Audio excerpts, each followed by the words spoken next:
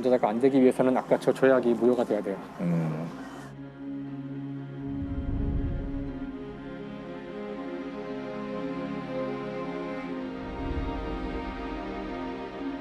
을사우적을 봐야죠.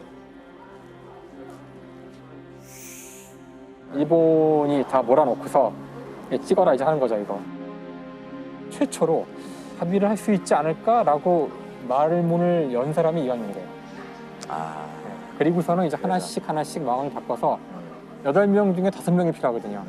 사실 이때 이 사람들은 솔직히 목에 칼이 들어서 죽었어야 돼. 이렇게 억지로 했으면 국제사회에서 훨씬 더 문제가 됐을 텐데 사실 그 자리에서 이 사람들은 어떻게든 찍지 말았어요.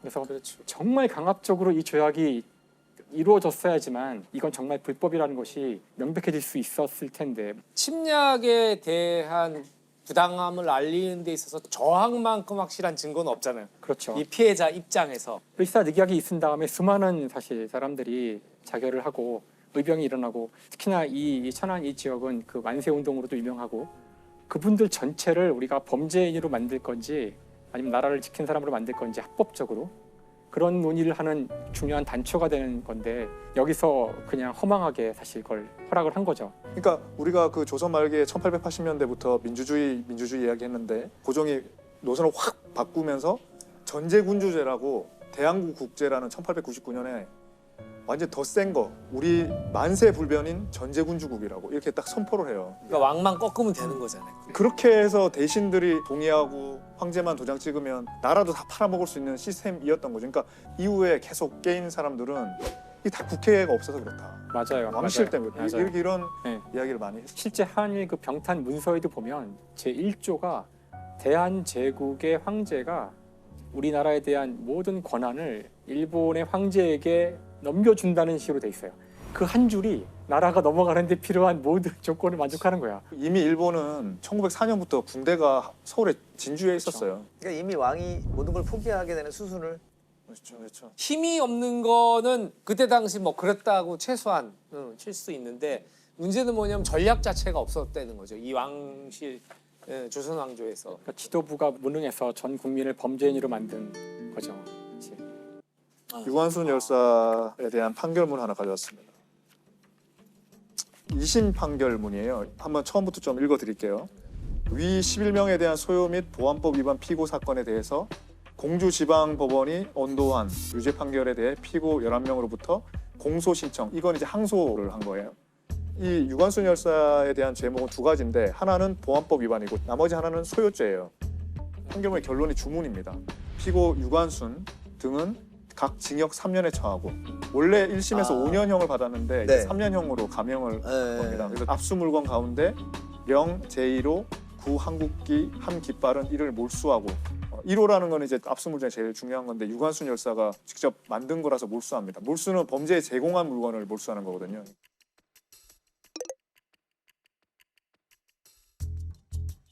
이 판결문 전체에서 한 문단 전체에 유관순 열사에 대해서만 쓰고 있어요. 제일 첫 번째로.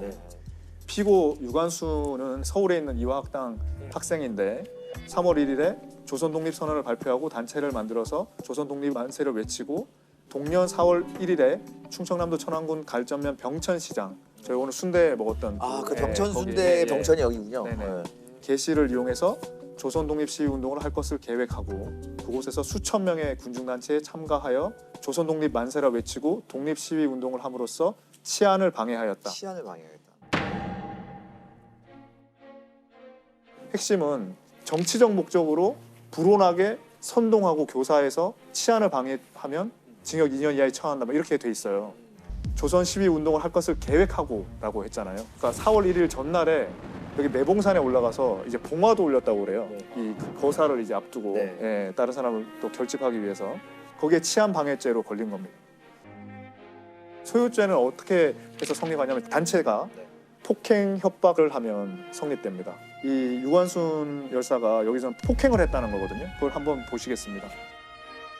헌병이 시위를 제지하는데 시위대가 응하지 않으니까 군중을 향해 발포하고 발검을 해서 그래서 즉사가 19명이에요. 중상자가 30명이 발생했어요.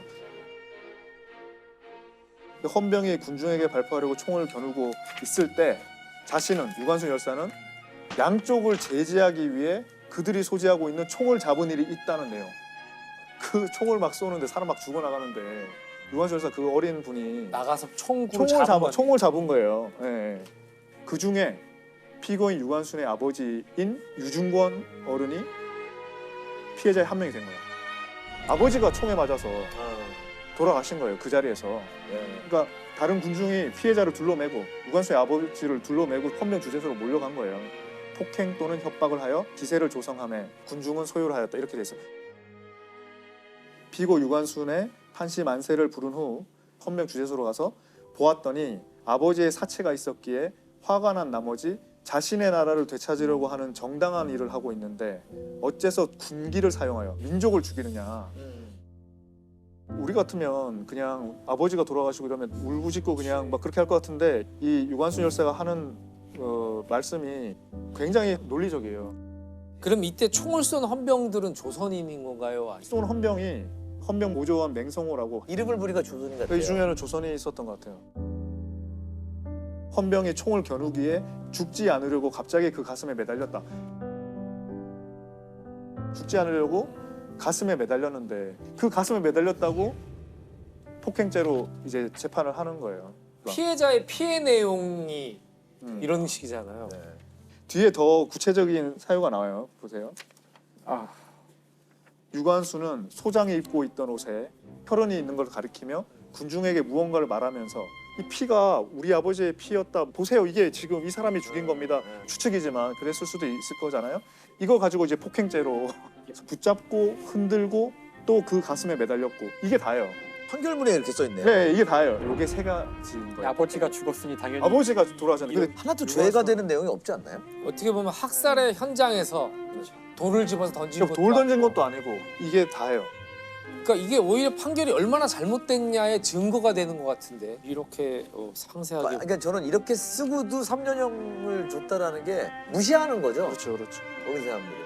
혐의 내용을 조작하거나 이런 게 아니고 그러니까 말을 만들 생각도 안 하는 것 같아요. 이 내용을 가지고 처벌을 했다는 건 지금 너무 이상하죠. 그렇죠, 그렇죠. 네, 네. 네. 치안 방해죄는 보안법상 2년 이하의 징역이거든요. 근데 5년을 받았어요. 그러면 그걸 최대한으로 줬다 하더라도 붙잡고 흔들고 살려고 가슴에 매달린 거 가지고 3년 더 받은 거예요. 판결문 자체와 양형이 말이 안 되는.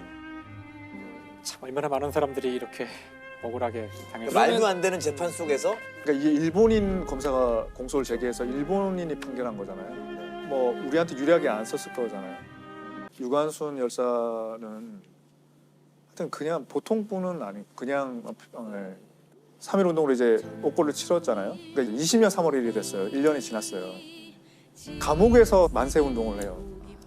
그 서대문 형무소에 갇혀서 만세를 부르는데 그 이웃들도 다 들려서 같이 만세를 불렀다는 거예요.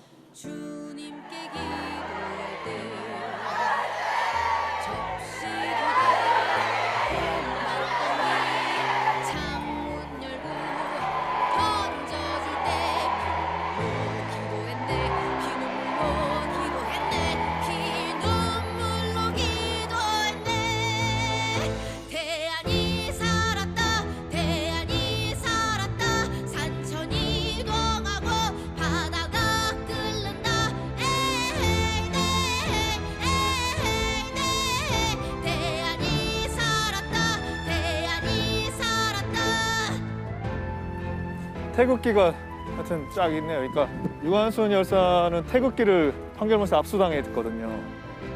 그러니까 태극기 박공기를 엎어서 태극을 그리고 이렇게 만든 태극기는 기숙사 방마다 붙여졌다. 와, 이게 이화학당 시절에 유관순 열사의 뒷줄 오른쪽 끝에 있네.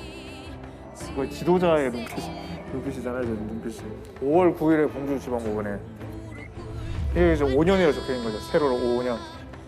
큰 박스로 두 번째 큰 박스 5년. 접시 두 개, 콩밥덩이, 창문 열고 던져. 이것은 우리 주변의 이야기입니다.